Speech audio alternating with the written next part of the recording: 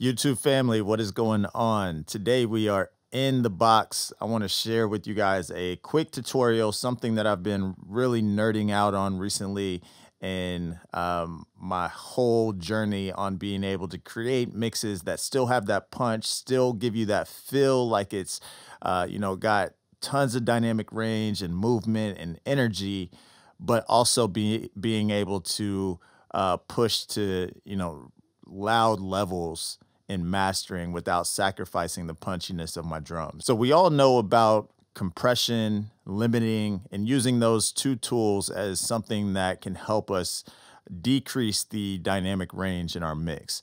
Obviously, the more dynamic range that we have, the more punchy things will feel, but also the less you'll be able to push a limiter in mastering and being able to get those mixes loud without sacrificing that punch, right? We all know about the loudness wars. It's extremely real. It's not as bad as it was a few years ago, but in hip hop, I don't know about you, but I still get tons of artists that they just want their music loud, okay? But if it's gonna have my name on it as the person who mixed it, I want it to sound good as well. All right, so it's this constant battle. So the thing that I really like to use when mixing, especially my foundation elements like a kick, a snare, 808, the three main elements that take up the most headroom in a mix. The thing that I like to use is saturation or clipping. Now, saturation and clipping both also help reduce the dynamic range of a mix or a particular element within the mix.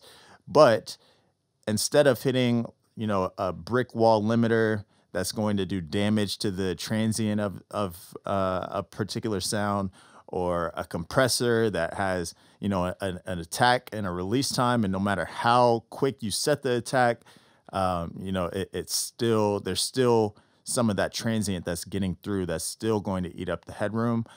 Saturation and clipping both really reduce the peak volume of a particular element, but they do so in a musical way. So that way you're not losing that feel that you had. You may actually be enhancing the feel that you had as far as the punchiness goes, but you're actually reducing the peak volume in a musical way. I just brought in a snare drum from this particular mix so I can show you guys in practice what this looks like, and then you can take it and use it on your own in your own mixes however you'd like, but just to show you the concept. So I have a snare here and I'm going to play it, and I want you to pay attention to the meters, okay? So we're going to look at the peak volume as well as the RMS of the snare.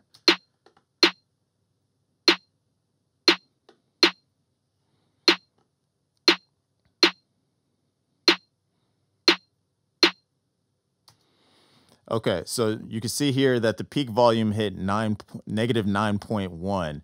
And if you paid attention to the RMS levels, it was right around 29. Now, the RMS is going to be your average volume. The peak volume is going to be the peak, okay? So when looking at a waveform, if we look up at this mix up here, I kind of think of it as this dense area is going to make up more of your RMS, and then the peaks, that's going to be your peak volume. And the thing about the peak volume is when you try to push a song, through a limiter in mastering, the limiter is going to clamp down on those peaks, which a lot of times is your kick and your snare. And when the limiter is clamping down on those sounds to bring up the volume, you're losing the punch of those particular sounds, okay?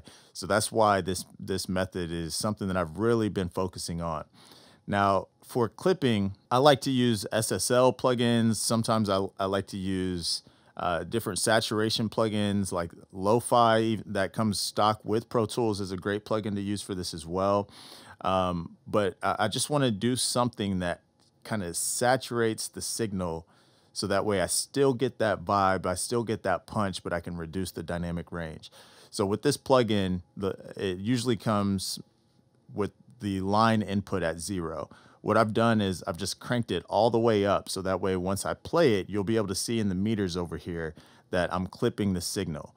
But I want you to listen to the sound because it's not it still sounds musical. It still has that punch. It actually even enhances it a little bit, but we should be able to reduce the dynamic range. So I'm going to play without it, and then I'll bring it in.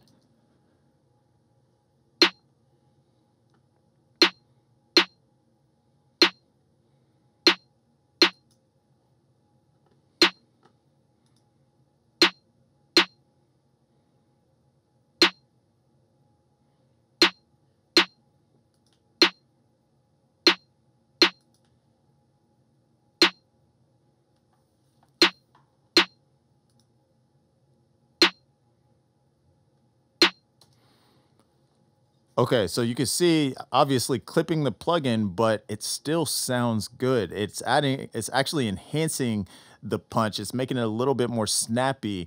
It's brightening the signal as well, which I probably would have done EQ wise anyways. It's kind of handling that for me. But it dropped the peak of the signal from -9.1 all the way down to -14.6. So that gives us an extra 5.5 dB of headroom just by clipping the snare, okay?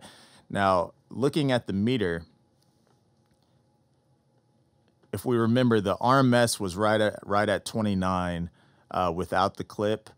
Now, with the clipping,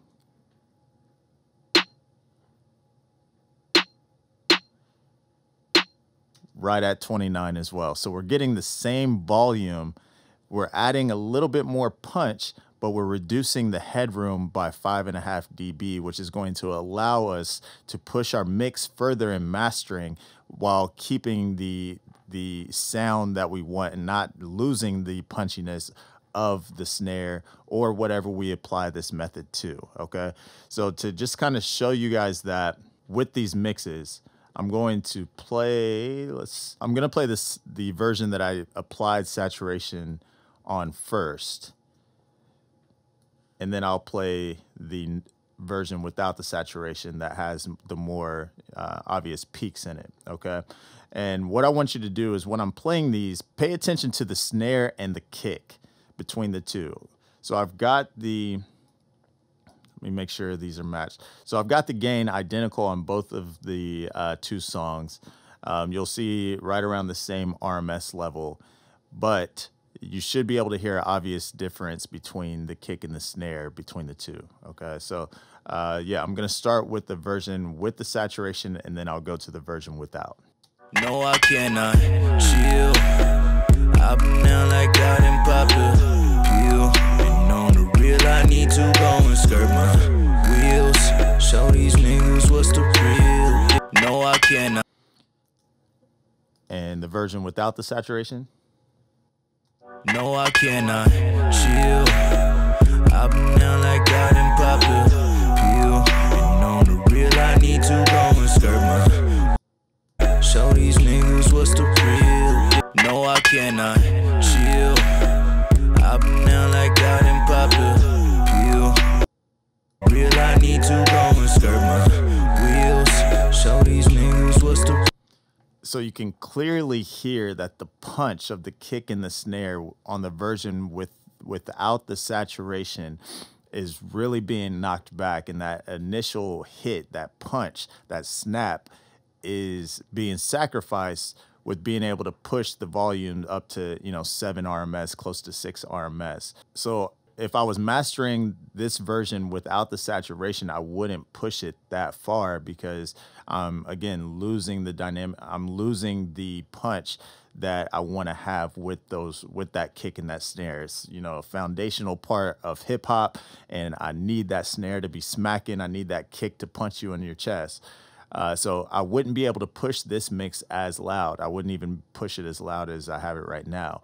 Whereas with the version with the saturation, could easily be pushed this loud, if not even louder, because right now I haven't lost that punch. I haven't lost that character that I created.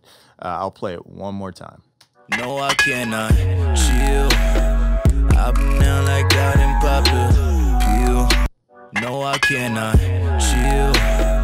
I've been down like God and Papa. No, I cannot chill.